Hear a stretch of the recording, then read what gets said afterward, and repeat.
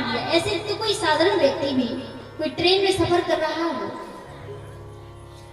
और कोई अन्य व्यक्ति आकर के उसकी पत्नी के साथ अभद्रता करता है तो क्या उस पत्नी का पति सहन करेगा?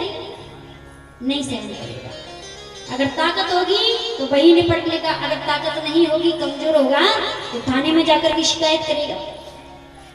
पर इतनी सी बात पर इतना बड़ा बवाल खड़ा करना, रावण को मारना, और रावण को मार भी दिया तो इसमें बड़ी बात क्या है? इतनी सी बात को लेकर के इतना सारा महाराज राम जी ने इतना सा कार्य किया जिनके नाम का भजन भगवान भी करने लग गए। आखिर इस नाम में ऐसा क्या है? राम कथा महायज्ञ का आयोजन राजनगर प्रखंड के जठी चौक पर आयोजित होने जा रहा है। यहाँ झांसी से प्रवचन करने आई कथावाचिका देवी मंजू लता का प्रवचन का रसपान लोगों को सुनने का मौका मिला है।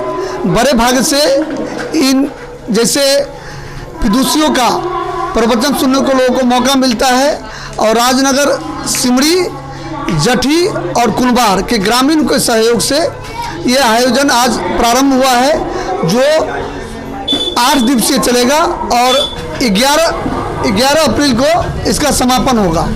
और आयोजन स्थल पर आकर्षक पंडाल का निर्माण किया गया है। वहाँ पे देवी मंजू श्री लता का प्रवचन लोग सुन रहे हैं। हम आपको वहाँ पहुँचते हैं और वहाँ देवी मंजू श्री लता का जो प्रवचन का रसपान आपको सुनाते हैं और पूरी तरह अंतिम तक जरूर उनके प्रवचन को गौर से सुने। और आप पहली बार अगर हमारे चैनल पर आए हैं तो निश्चित तौर पर चैनल को सब्सक्राइब करें, लाइक करें। आपके सब्सक्राइब करने से बढ़ेगा हमारा हौसला। हम अपने चैनल के माध्यम से धार्मिक स्थल और मिथिलांचल के जो कोई धरोहर है या जो भी प्रसिद्ध स्थल है उससे आपको हम बराबर कराते हैं रूबरू। निश्चित तौर पर आप चैनल से जुड़े और यहाँ देवी मंजू लता का जो प्रवचन का रसपान हो रहा है उसको आप जरूर सुने।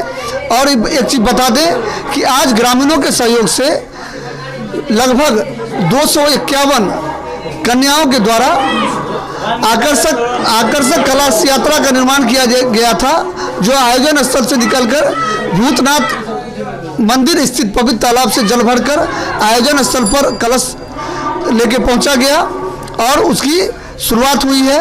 तो आप देवी श्री मंजू लता का अमृत प्रवचन का रसपान जरूर सुने।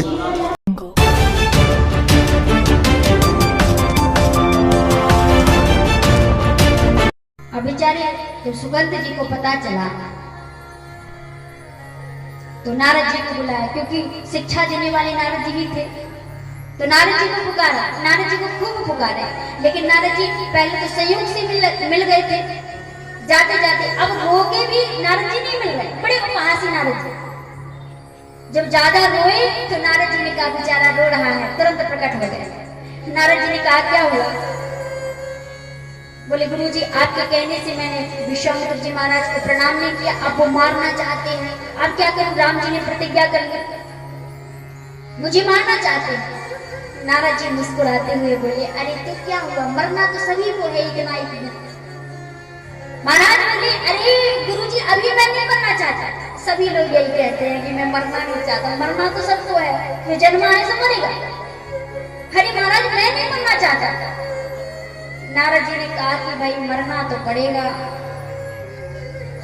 नारद जी से कहा तो मुझे वहां मरवाने के लिए भेजा था, मेरे प्राण चले जाएं इसलिए भेजा था, क्या आपने ये युक्ति रची थी? नारद जी ने कहा नहीं, बात ये नहीं है। फिर महाराज उपाय बताओ।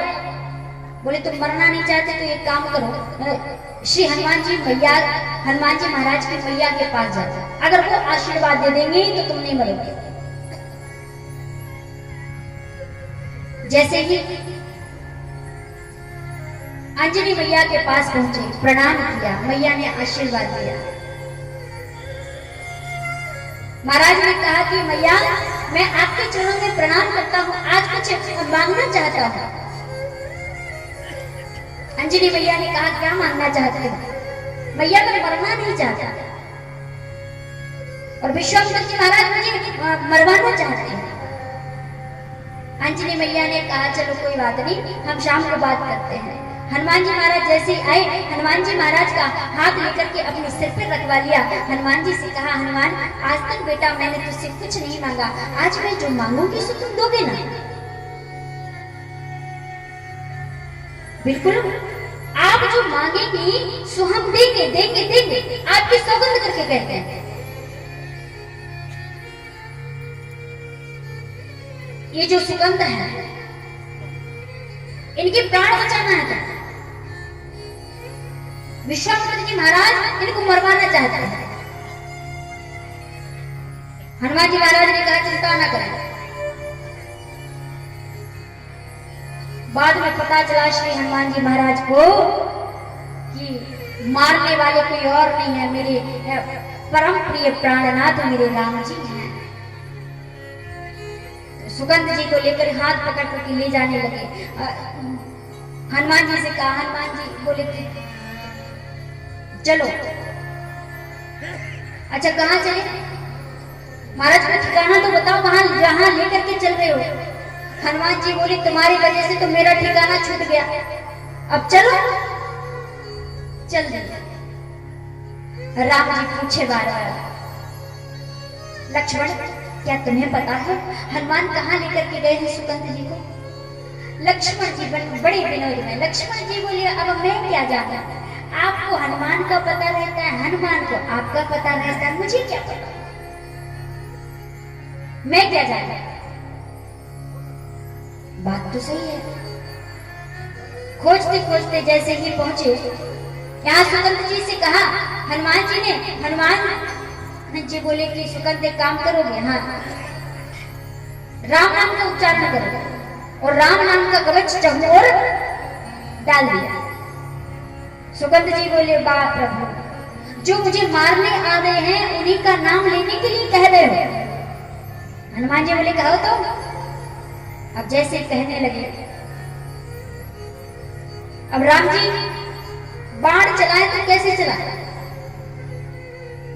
सुगंध जी भी रो रहे हैं, हनुमान जी भी रो रहे हैं, दोनों की आंख से आंसू बह रहे हैं। हनुमान जी रो रहे हैं पर हनुमान जी का रोने का कारण अलग है, सुगंध जी भी रो रहे हैं पर उनके रोने का कारण अलग है। क्या कारण है? सुगंध जी भय के कारण रो रहे हैं, डर के मारे रो रहे हैं, और हनुमान जी भाव के कारण रो रहे हैं, भगवान के प्रेम के कारण रो रहे हैं। दोनों के रोने में अंतर है। अब राम जी ने कहा ये तो मेरे भक्त हैं, इन पर कैसे बाण चला? लक्ष्मण जी ने कहा ये क्या? तो बाण लेकर के लक्ष्मण जी ने हनुमान पर बाण चला दिया, और जैसे हनुमान पर बाण चलाया तो राम जी बेहोश।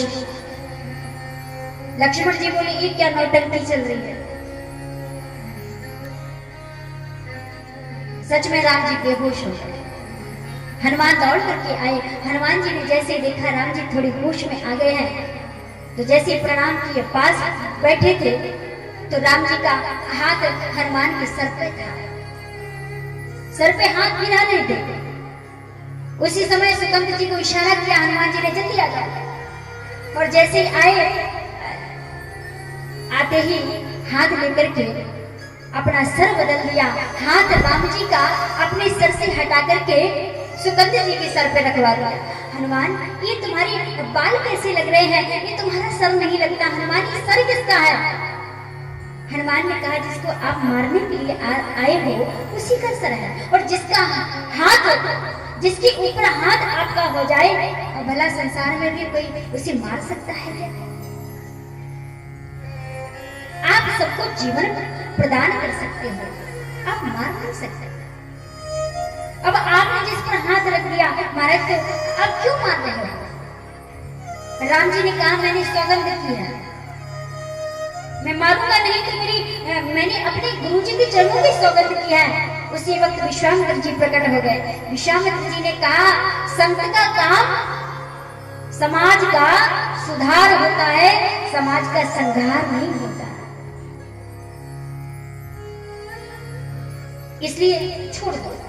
पर सुगंध जी से पूछा था, एक बात बताओ कि तुम्हें किसने कहा था, कहाँ से शिक्षा मिली थी कि संतों को प्रणाम नहीं किया जा सकता, ये क्षत्रिय है। जात ना पूछो साधु की, पूछ लीजिए ज्ञान। संत की कोई जाति नहीं होती, उसका ज्ञान बोलता है, जाति नहीं बोलती।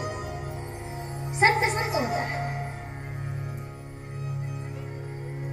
और ऐसे संत तो सुगंध जी महाराज ने हाथ जोड़ करके कहा, महाराज क्षमा करना, ये मुझे कुसंग में शिक्षा नहीं मिली, ये मुझे सत्संग में शिक्षा मिली। और जब नारद जी का नाम ही लेने वाले थे, उसी वक्त नारद जी प्रकट हो गए। नारद जी ने कहा, मैंने ये सब लीला करवाई है। राम जी ने कहा, क्यों? बोले, इसलिए लोग मुझसे पूछते थे, राम बड़े के राम का नाम बड़ा, राम बड़े के राम का नाम बड़ा। मैं किस किस को कहता कि राम से बड़ा राम का नाम। अब लोगों को पता चल गया राम नाम की ये महिमा कि राम नाम के कारण भगवान ने भी